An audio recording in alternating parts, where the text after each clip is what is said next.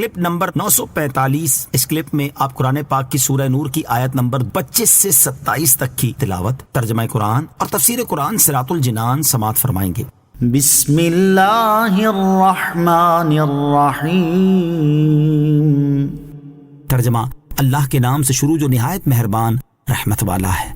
یومئذ یوفیہم اللہ دینہم الحق ویعلمون ان اللہ هو الحق المبین۔ ترجمہ، اس دن اللہ انہیں ان کی پوری سچی سزا دے گا اور وہ جان لیں گے کہ اللہ ہی صریح حق ہے۔ یومئذ، اس دن۔ منافقین کی سزا کے بیان میں ہی ارشاد فرمایا کہ قیامت کے دن اللہ تعالیٰ انہیں ان کی پوری سچی سزا دے گا جس کے وہ قانونی طور پر مستحق ہیں، اور وہ جان لیں گے کہ اللہ عز و جل صریح حق ہے، یعنی موجود ظاہر ہے، اسی کی قدرت سے ہر چیز کا وجود ہے۔ بعض مفسرین نے فرمایا کہ معنی یہ ہے کہ کفار دنیا میں اللہ تعالیٰ کے وعدوں میں شک کرتے تھے تو اللہ تعالیٰ آخرت میں انہیں ان کے اعمال کی جزا دے کر ان وعدوں کا حق ہونا ظاہر فرما دے گا۔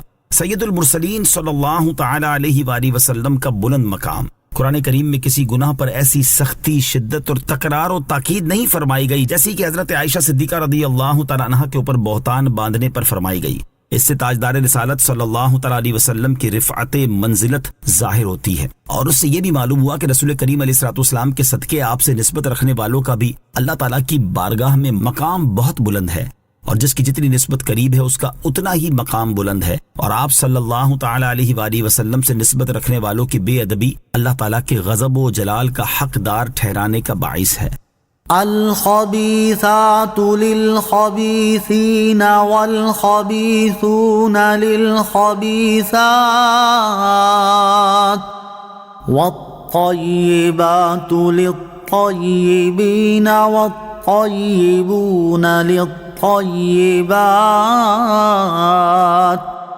اولئک مبرؤون مما یقولون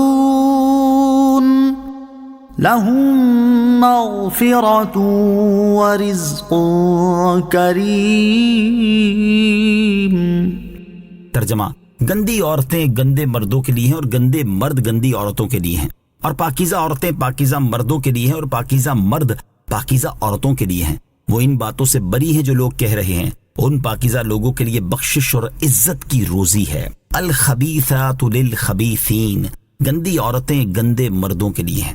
آیت کا خلاصہ یہ ہے کہ گندے کے لیے گندا لائق ہے، گندی عورت گندے مرد کے لیے اور گندا مرد گندی عورت کے لیے، اور گندا آدمی گندی باتوں کے در پہ ہوتا ہے اور گندی باتیں گندے آدمی کا وتیرہ ہوتی ہیں، اور پاکیزہ عورتیں پاکیزہ مردوں کے لیے ہیں اور پاکیزہ مرد پاکیزہ عورتوں کے لیے ہیں۔ وہ پاک مرد اور عورتیں جن میں سے حضرت عائشہ رضی اللہ تعالی عنہا اور حضرت صفوان رضی اللہ تعالی عنہ ہیں، ان باتوں سے بری ہیں جو یہ تہمت لگانے والے کہہ رہے ہیں۔ ان پاکیزہ لوگوں کے لیے بخشش اور جنت میں عزت کی روزی ہے۔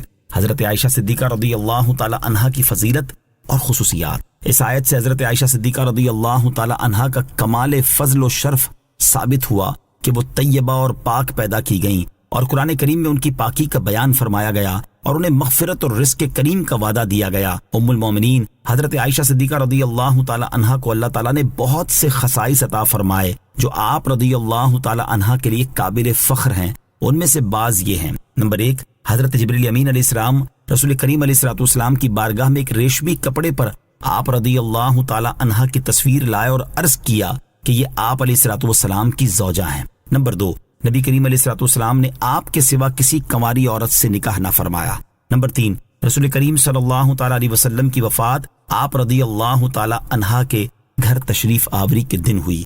نمبر 4، آپ رضی اللہ تعالی عنہا ہی کا حجرہ شریف حضور اقدس علیہ الصلوۃ والسلام کی آرام گاہ بنا۔ نمبر 5، بعض اوقات ایسی حالت میں نبی پاک علیہ الصلوۃ والسلام پر وحی نازل ہوئی کہ حضرت عائشہ صدیقہ رضی اللہ تعالی عنہا آپ صلی اللہ تعالی علیہ وسلم کے ساتھ آپ کے لحاف میں ہوتی۔ نمبر 6، آپ رضی اللہ تعالی عنہا رسول کریم علیہ الصلوۃ والسلام کی خلیفہ حضرت صدیق اکبر رضی اللہ تعالی عنہ کی دختر ہیں۔ نمبر 7، آپ رضی اللہ تعالی عنہا پاک پیدا کی گئیں اور آپ رضی اللہ تعالی عنہا سے مغفرت و رزق کریم کا وعدہ فرمایا گیا ہے۔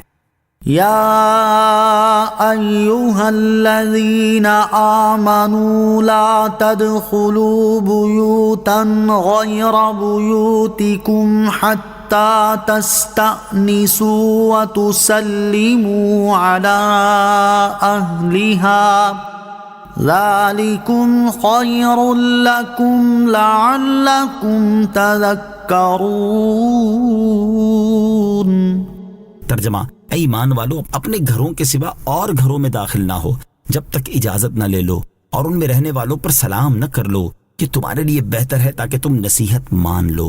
یا ایھا الذین آمنو، اے ایمان والو۔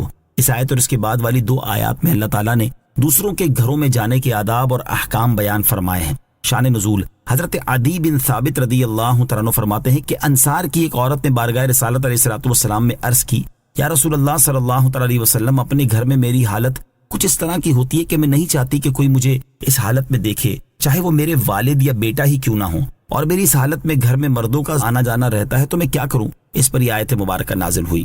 صلو علی الحبیب صلی اللہ تعالی علی محمد صلی اللہ تعالی علیہ وسلم۔ مجھے اپنی اور ساری دنیا کی لوگوں کی اصلاح کی کوشش کرنی ہے انشاءاللہ عز و جل۔